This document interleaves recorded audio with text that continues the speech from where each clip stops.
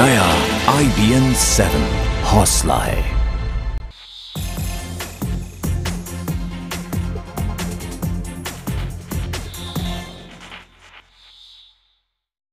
और अब बात करेंगे पाकिस्तान की। भारत की तरफ से दोस्ती की तमाम कोशिशों के बावजूद पाकिस्तान बाज नहीं आ रहा है। अब एक बार फिर पाकिस्तान ने भारत के आंतरिक मामले में दखल देने की कोशिश की है, या फिर ऐसे कहें कि एक बार फिर कश्मीर को लेकर पाकिस्तान का एक और घिनौना और खतरनाक चेहरा सामने आया है।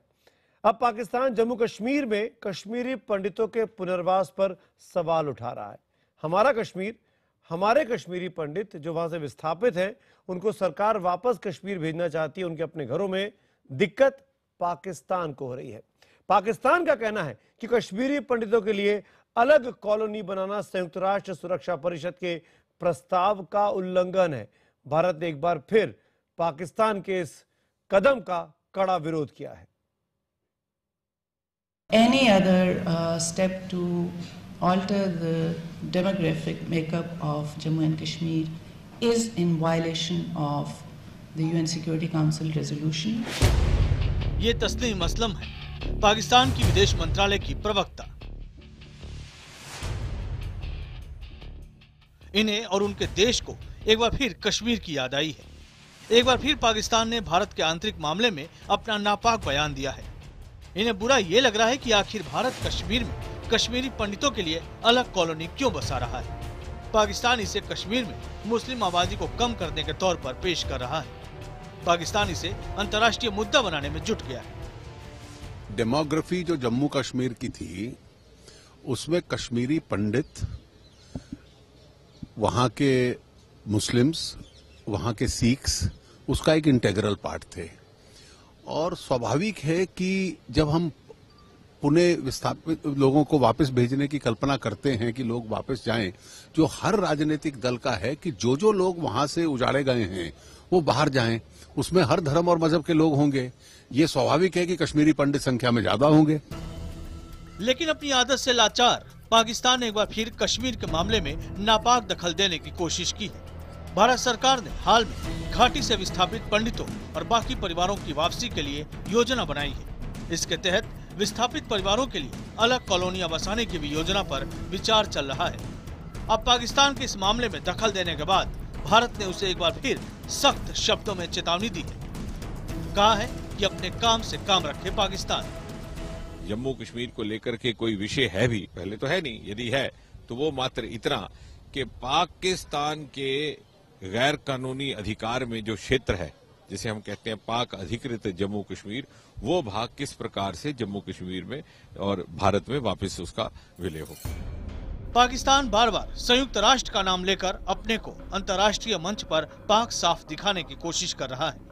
लेकिन सच्चाई ये है कि हाल ही में लश्कर-ए-तैयबा के मुखिया और मुंबई हमले के मुख्य आरोपी हाफिज सईद ने कैमरे के सामने स्वीकार किया था कि पाकिस्तानी सेना और सरकार उसकी मददगार है। जाहिर है पाकिस्तान को पड़ोसी के मामलों में झांकने से पहले अपने गिरेबान में झांकने की जरूरत है। Bureau report IBN 7। और पाकिस्तान की हिमाकत तो देखिए। पाकिस्तान एक तरफ तो भारत के अंदरूनी मामलों पर दखल देता है कश्मीरी पंडितों को लेकर, वहीं किस तरीके से पाकिस्तान को अलगाववादी मदद कर रहे हैं उसकी भी आज खतरनाक तस्वीर खुलकर सामने आई। आज पाकिस्तान की तरफ से ऐसे बयान आए तो उधर घाटी में अलगाववादी पाकिस्तान में बैठे अपने आकाओं को खुश करने के लिए रंग दिखाना शुरू करते हैं। जम्मू कश्मीर के त्राल इलाके में अलगाववादी नेता सैयद अली शाह गिलानी ने एक रैली की और घाटी में शांतिपूर्ण चुनावों और सरकार बनने के बाद से ये अलगाववादी परेशान चल रहे थे। इनके पास ज़्यादा समर्थन नहीं बचा था, लेकिन हर बार ये अपनी सभाओं में ऐसी हरकतें करते हैं जिससे दुनिया का ध्यान इनकी तरफ जाए, जो सुर्खियां बनती है। इस बार भी सैयद अली शाह गिलानी हुर्रियत नेता की इस रैली में पाकिस्तान के झंडे लहराए गए। कुछ चंद लोगों के हाथ में पाकिस्तानी झंडे थे। त्राल में ये रैली हो रही थी और झंडे वहां पर लहराए गए। आपको याद होगा गिलानी साहब की पार्टी के संगठन के नंबर 2 है मसर्रत आलम, एक और अलगाववादी नेता। उनकी रैली में भी पाकिस्तान जिंदाबाद के नारे लगे थे, पाकिस्तान के झंडे को लहराया गया था और उसके बाद में बाकायदा उनको गिरफ्तार किया गया। अब सवाल ये उठता है कि क्या सैयद अली शाह गिलानी के लिए भी ये फॉर्मूला अप्लाई होगा? क्या उन पर नहीं कार्रवाई होनी चाहिए पाकिस्तान समर्थित झंडों को लहरवाने देने के लिए अपनी रैली में? और वो लोग कौन हैं जो रहते हिंदुस्तान में हैं, हिंदुस्तान के आबो हवा में जीते हैं, हिंदुस्तान का नमक खाते हैं, हिंदुस्तान का पानी पीते हैं और पाकिस्तान जिंदाबाद के नारे लगाते हैं, पाकिस्तान के झंडे लहराते हैं? क्या इन लोगों को जम्मू कश्मीर की सरकार ढूंढने की कोशिश नहीं करेगी?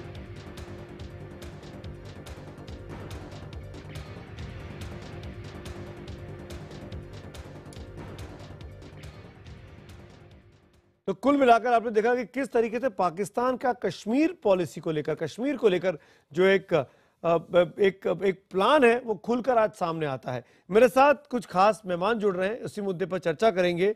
हमारे साथ पीडीपी के नेता रफी अहमद मीर साहब जुड़ रहे हैं श्रीनगर से।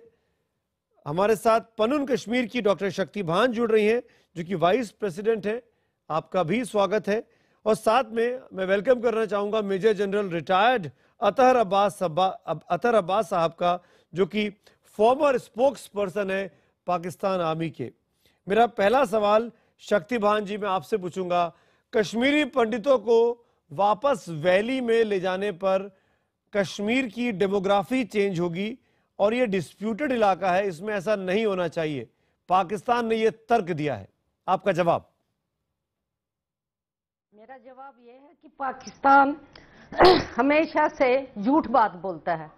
जो यूएन का रेजोल्यूशन था वो ये था कि पीओके से पाकिस्तानी फौज निकाली जाए और बाद में कुछ देखा जाए, वो उन्होंने नहीं माना। ये तो पहला ये है उनका।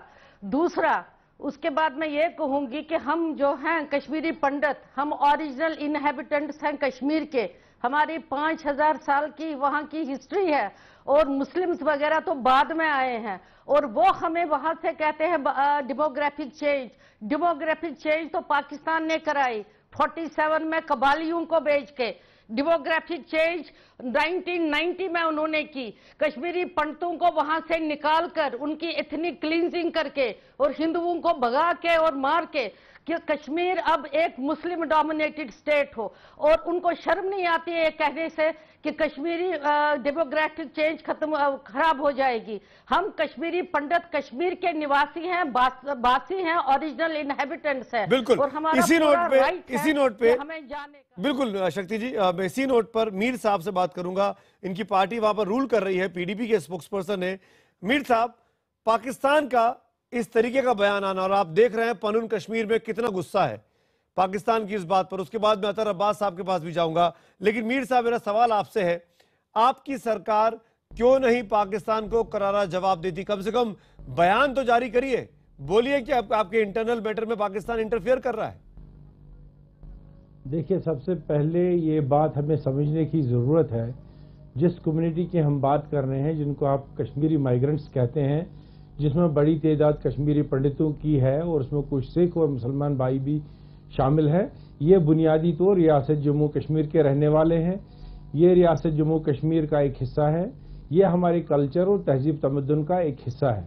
कुछ हालात 1990 में जब पैदा हुए और इनको यहाँ से निकलना पड़ा, जो भी हालात थे उस बारे में इसमें हम बात नहीं कर रहे हैं। लेकिन सवाल ये पैदा होता है कि 1990 से ही आज तक कई बार ये कोशिश की गई, हुकूमत जितनी भी यहाँ हुकूमतें आए, जितने भी रूलर्स यहाँ आए, उन्होंने कहा कि हम इनको वापस लाना चाहते हैं। मुझे लगता है आज एक तो मैं आपको आपके माध्यम से तमाम देश को ये बात बताना चाहता हूँ कि इनका आज जब वापसी की बात चल रही है तो तमाम सियासी पार्टियों को ये लग रहा है कि एक सीरियस इशू को सीरियसली मौजूदा हुकूमत जिसकी सरबराही मुफ्ती साहब कर रहे हैं उसको ये डील करना चाहते हैं और ऑनरेबल तरीके से इसका सेटलमेंट करना चाहते हैं और इस तरीके से करना चाहते हैं जिसमें ये रियासत जम्मू कश्मीर में पहले हमारे भाई बंदी के तरीके पर रहते थे, हिंदू मुस्लिम सिख इकट्ठे रह रहे थे, उस तरीके का इस वक्त प्रोग्राम चल रहा है। और इस तरीके से इनको वापस लाने के लिए मुझे नहीं लगता पाकिस्तान को कोई प्रॉब्लम होना चाहिए। जब आपने सुना नहीं मीर साहब, जम्मू कश्मीर और पाकिस्तान की फॉरेन मिनिस्ट्री की स्पोक्स पर्सन ने you have spoken a lot, you have spoken a lot, लेकिन मीर साहब मेरे एक पॉइंटेड सवाल पे नहीं आया। सुनिए, पाकिस्तान ने इंटरवीन किया है, बोलिए। मैं इसका जवाब आपको देना चाहता हूँ, एक लाइन में आपको जवाब देना चाहता हूँ। ये हमारे मुल्क का अंदरूनी मसला है, वो इतने वर्षों से बहुत कुछ कहते आए हैं, उन्होंने जो कुछ कहा, लेकिन मसला तो हमारा अंदरूनी है और इनका रेस्पेक्टेबल सेटलमेंट होना है, जिसके लिए हमारी गवर्नमेंट कमिटेड है। मुफ्ती साहब का बयान आया है और लोगों की मर्जी के मुताबिक गलत कहा कि नहीं कहा, इनको हाँ या ना? बिल्कुल नहीं, बिल्कुल गलत कहा, बिल्कुल गलत कहा। कोई ऐसा डेमोग्राफिक चेंज इसी बात को मैं सुनना चाहता था आपके मुंह से। आपने करीब 1-1.5 मिनट लिए इस हाँ को बोलने में, कोई बात नहीं। Athar Abbas, major general, Pakistan army के फॉर्मर स्पोक्स पर्सन। अब्बास साहब, आखिरकार क्यों इन दोनों सवालों का जवाब आप नहीं देंगे जो डॉक्टर शक्ति भान ने उठाए, जो रफी अहमद मीर साहब ने उठाए? पाकिस्तान को क्या हक बनता है जम्मू कश्मीर के, हिंदुस्तान के इंटरनल मैटर में अपनी टांग अड़ाने का? एक तो सच होता है, फुल ट्रूथ, एक हाफ ट्रूथ होता है। तो हाफ ट्रूथ यही है कि पाकिस्तान और हिंदुस्तान दोनों को अपनी अपनी फौजें वहां से निकालनी थी। जो यूएन रेजोल्यूशन है, ये जो आपके साथ बैठी हुई हैं, इन्होंने सिर्फ पाकिस्तान के ऊपर कहा है। मेरा कहना यह है कि जो इस वक्त जमीनी हकायक हैं कश्मीर के अंदरूनी हालात पे, अब वो हिंदुस्तान का अंदरूनी मामला नहीं है, ये पाकिस्तान का मौक़िफ़ है और नुक्ता नज़र है। ये एक डिस्प्यूटेड टेरिटरी है जिसका अभी हतमी फैसला, फाइनल जी आर्बिट्रेशन इसकी होनी है। डॉक्टर भान जवाब देना चाहती है। Debate is open. मेरे साथ शाहज़ाब जिलानी भी जुड़ गए हैं। Debate is open. डॉक्टर भान, आपकी बात का जवाब दे रहा था अब्बास साहब, सुन लीजिए। मैं ये कह रही हूँ कि जो रेजोल्यूशन है उसमें पहले पाकिस्तान को निकालनी है, पाकिस्तान को निकालनी है। अगले 60 साल यही साजिशें, तोड़ फोड़ और जंगो जदल होना है, तो अगले 60 साल भी होता रहेगा। जमीनी हकायक ये कहते हैं कि तीनों जो पार्टीज हैं इसकी, पाकिस्तान, हिंदुस्तान और कश्मीरी, इनको इसका कोई सियासी हल मिल बैठ के निकालना होगा।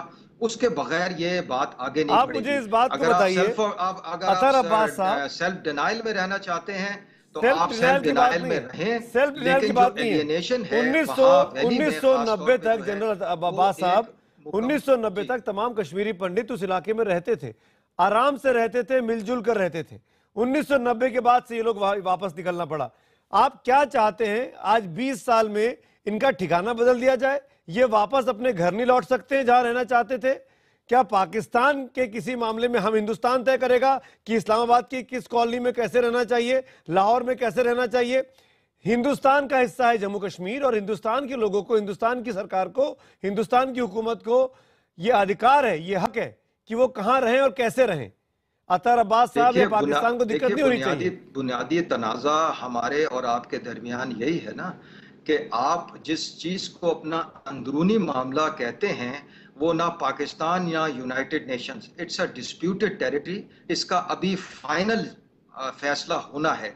इस वजह से हम इसको समझते ही नहीं, ना कश्मीरी समझते हैं। इस वजह से आप शोरिश देख रहे हैं कश्मीर में। अगर आप सेल्फ डिनाइल में रहना चाहते हैं, हालत इनकार में रहना चाहते हैं, जमीनी हकायक को आप एक्सेप्ट नहीं करना चाहते हैं, तो ये आपकी मर्जी है। हालात इसी तरह 60 साल से रहे। जवाब दीजिए डॉक्टर भान, फिर मैं शाहज़ाब के पास जाऊंगा। डॉक्टर भान कुछ बोल रही हैं। मैं इनको ये कहना चाहती हूँ, आप हिंदुस्तान पाकिस्तान को इस वक्त छोड़िए, हम कश्मीरी हैं, हमने अपने घर वापस जाना है। अगर ये पीओके नहीं है, ये Indian occupied Kashmir, Pakistan occupied Kashmir नहीं है, हम अपने घर जा रहे हैं। आपको कोई हक नहीं बनता है इस मामले में बात करने का।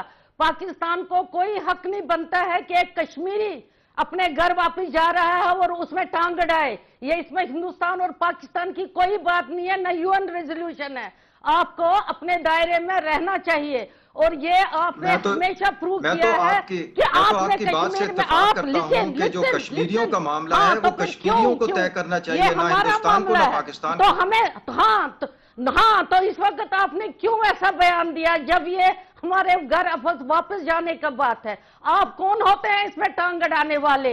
ये हमने और वहां की जो इस वक्त स्टेट गवर्नमेंट है और सेंट्रल गवर्नमेंट है उसमें होगा। आप कौन होते हैं इसमें बात अड़ाने वाले? आप अपनी सेंट्रल गवर्नमेंट को कहिए कि कश्मीरी को वो हकूक दें जिसमें वो अपनी आवाज जो है बुलंद कर सके और पार्टी बनाइए। अरे हमारी सरकार है, जिलानी बख्शी भी जुड़ गए मेरे साथ। शाहजेब जिलानी, आप कौन होते हैं? एक मिनट शाहजेब जिलानी, मेरा सवाल आपसे है, मैं ये सवाल मैं आपसे पूछ रहा हूं, क्या जिलानी साहब पाकिस्तान के लिए जम्मू के मामले में, कश्मीरी पंडितों के मामले में इस तरह की बात करना मुनासिब है? वो भी तब आज के दिन जब त्राल में रैली होती है गिलानी साहब की, वहां पे पाकिस्तान के झंडे लहराए जाते हैं अलगाववादियों के द्वारा, आप क्या बोलेंगे, सेपरेटिस्ट के द्वारा।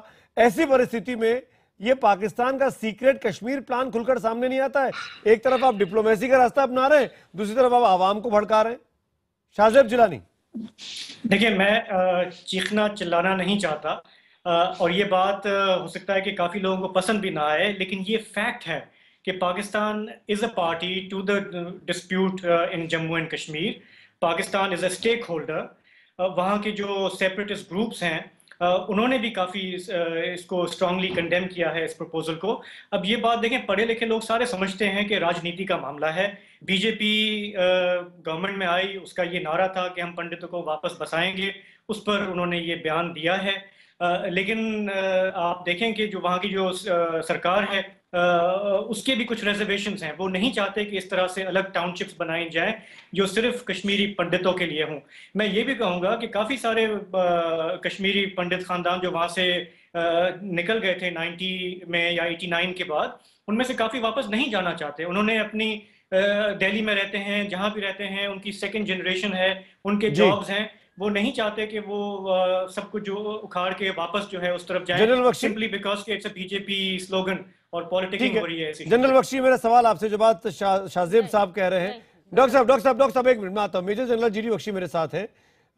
बख्शी साहब, मेरा सवाल आपसे है, जो बात शाहजेब जिलानी साहब ने की, क्या ये बात ठीक है कि Pakistan is a stakeholder Jammu Kashmir के मामले में?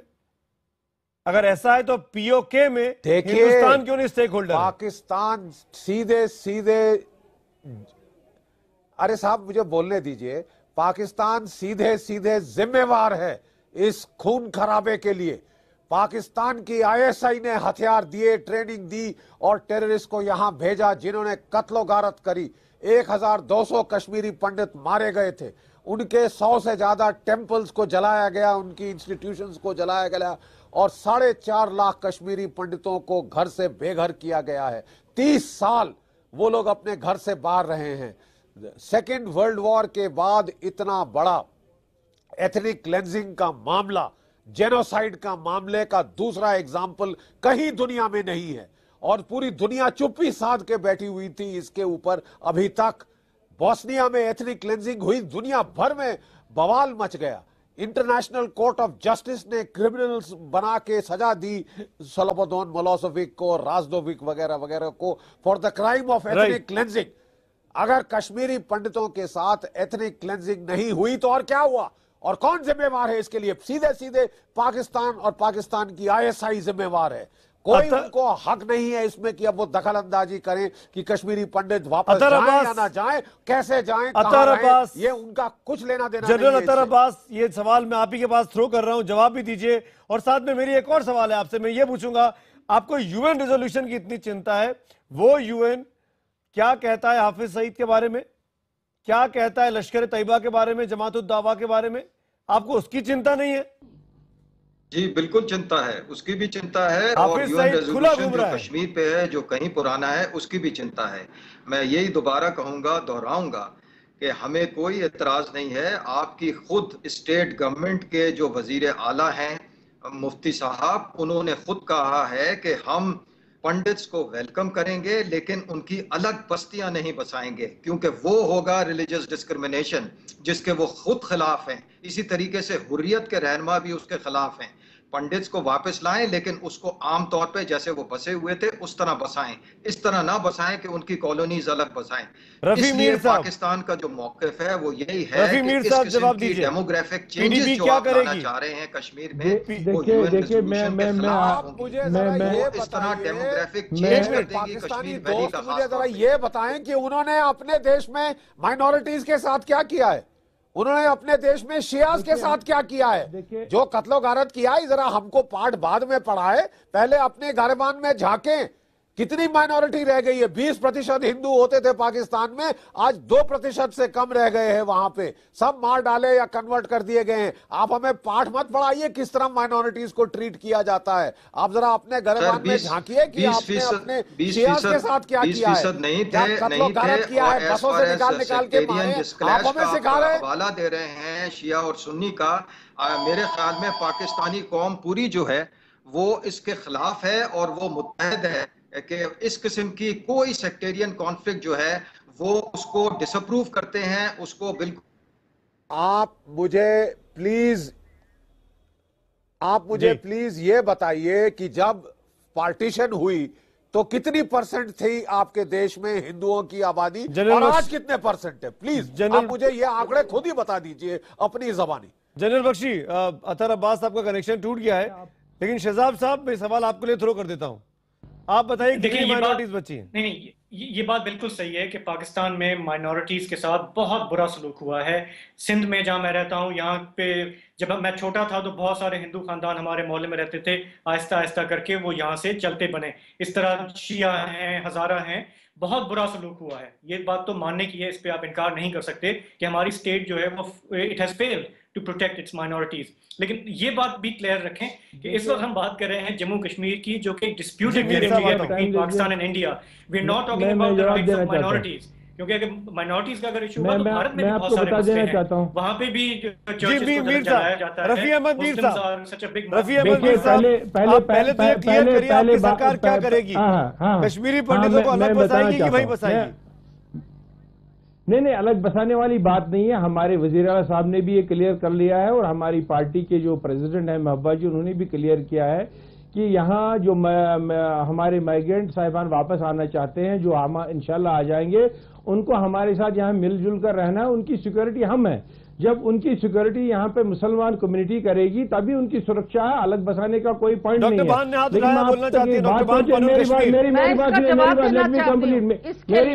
मेरी बात सुन लीजिए, लेट मी कंप्लीट। आपने जो पूछा मीर साहब की बात जिन लोगों की वापसी, देखिए मैं आपके सवाल का ये जवाब कंप्लीट करना चाहता हूँ। इस वक्त हम माइग्रेंट्स की वापसी की जो बात कर रहे हैं, जो ये हमारे साथी यहाँ पे कह रहे हैं कि पाकिस्तान और हिंदुस्तान के दरमियान मसला है और रियासत जम्मू कश्मीर के लोग भी फरीक हैं, उसमें हम इन पंडित भाइयों को अलग नहीं करना चाहते। हम चाहते हैं कि हम जरूर फरीक हैं, मुसलमान जितने हैं, चाहे मेजॉरिटी में है, क्या है क्या नहीं, कितनी उनके परसेंटेज है, ये हमारे पंडित भाई यहाँ कश्मीरी पंडित लौटे बन सकते हैं, आम बस्तियों में लौटे। जी डॉक्टर भान, कुछ कहना चाहती हूँ, मेरी बात सुनिए। मैं कहना चाहती हूँ, डॉक्टर भान मेरी बात सुनिए। आई वांट टू से, अगर हम जैसे पहले रहते थे, फिर हमें 1990 में वहां से क्यों निकाला गया? क्या उस वक्त जब उन्होंने हमारी कोई वहां के जो मेजॉरिटी कम्युनिटी थी हमें नहीं बचाया? और आज 25 साल के बाद जवाब दीजिए मीर साहब, जवाब दीजिए मीर साहब। 1990 में आप लोगों ने मार के भगाया, आज आपको प्रोटेक्शन की बात कैसे मान ली ये लोग? Go to our homeland. सुनिए, हम पहले मेरी बात सुनिए। हम अपने घर नहीं, हम कश्मीर जाएंगे, अपनी शर्तों पे जाएंगे, अपने होमलैंड में जाएंगे, हम अलग रहेंगे। जहां पर constitution of India will go, उसमें जितने मुसलमान आए, लेकिन हम पुराने घरों में नहीं जाएंगे। We will go at our own cost। हम अपनी मर्जी से जाएंगे जब तक हमें। हाँ, मैं बताना चाहता हूँ मीर साहब, हाँ आई विल टेल यू, जो उनका जिक्र है ये 1990 के हालात का है। उस वक्त खाली कश्मीरी पंडित यहाँ से नहीं भाग गए, उस वक्त के मुसलमानों को भी जाना पड़ा, सिख्स को भी जाना पड़ा, उनका भी कत्ल हुआ, इनका भी कत्ल हुआ। आप वो नहीं उस सिचुएशन को, डॉक्टर साहब मेरी बात सुनिए, ताज़ा कर दूं, मीर साहब, मैं आपकी मेमोरी को ताजा कर दूं। मीर साहब, मैं आपकी मेमोरी को ताजा कर दूं। 1990 में जब माइग्रेशन स्टार्ट हुआ तो आपके मुख्यमंत्री जो आज हैं वजीर आजम, ये उस वक्त क्या थे? देश के गृह मंत्री थे। और उनके सामने ये हुआ। देश के गृह मंत्री थे मुफ्ती साहब उस वक्त 1989-90 में। और उस वक्त क्या हुआ था? आप ये भूल जाते हैं। उनकी बेटी को किडनैप किया। मैं बताता हूँ, आपने छोड़ दिया टेररिस्ट को, और तब से लेकर आज हम तक परेशान घूम रहे हैं। ये बात सुन लीजिए। आप इस मामले को और अपने जरिए और बिगाड़ने की कोशिश मत कर लीजिए। हालात बहुत बेहतर हो चुके हैं। यहाँ पे सिक्योरिटी कंसर्न्स जो है उनको एड्रेस किया गया। आप 1990 और 2015 को कंपेयर नहीं कर सकते हैं। इस वक्त सिचुएशन काफी अच्छी है। हमारे बहुत से हिंदू भाई यहाँ आते हैं, वो क्यों आ रहे हैं? बिल्कुल, अगर हालात वहाँ इतने ठीक हैं, पाकिस्तान। मीर साहब, एक लास्ट कमेंट। जनरल बख्शी साहब कुछ बोलना चाह रहे हैं। जनरल बख्शी, लास्ट कमेंट आपका। Have to wind up this. Last 30 seconds. General Bakshi. Hello, हाँ, देखिए, बात बड़ी सीधी और सटीक है कि जब कश्मीरी पंडित वापस वहां जाएंगे, उनकी सिक्योरिटी, उनकी सुरक्षा कैसे होगी? उनकी सुरक्षा, उनकी सिक्योरिटी के लिए गेटेड सिक्योर कॉलोनीज बनानी पड़ेंगी। मैं कश्मीर के जो भी यहाँ बैठे हैं, यहाँ पे उनके पॉलिटिशियंस, उनसे पूछना चाहता हूँ, वहां पे जो उनके पंचायत के मेंबर्स हैं, कितनी सिक्योरिटी वो उनको दे पाए हैं? उन्हें चुन चुन कर मारा जा रहा है, अभी भी हाल में मारे गए हैं। और मैं बताना चाहता हूँ कि 1957-58 में कश्मीरी पंडितों, प्लीज सुनिए, 1957-58 में कश्मीरी पंडितों को वापस major general Bakshi, thank you so much. Mir sahab शुक्रिया, डॉक्टर बहान शुक्रिया, और गिलानी शाहजेब साहब आपका भी शुक्रिया। लेकिन कुल मिलाकर कश्मीर के मामले में पाकिस्तान टांग अड़ाने से बाज नहीं आता, और पाकिस्तान को करारा जवाब देने के लिए हिंदुस्तान को एक कॉन्क्रीट और कंसोलिडेटेड पॉलिसी बनानी होगी, जिसमें पीडीपी और बीजेपी जो दो रूलिंग पार्टियां हैं, उनको भी एक फोरम पे आना पड़ेगा, एक प्लेटफॉर्म पे आना पड़ेगा। तभी पाकिस्तान और सेपरेटिस्ट जैसे नेताओं को सबक सिखाया जा सकता है। लेकिन क्या वो संभव है कि देश में राजनीति ही होती रहे?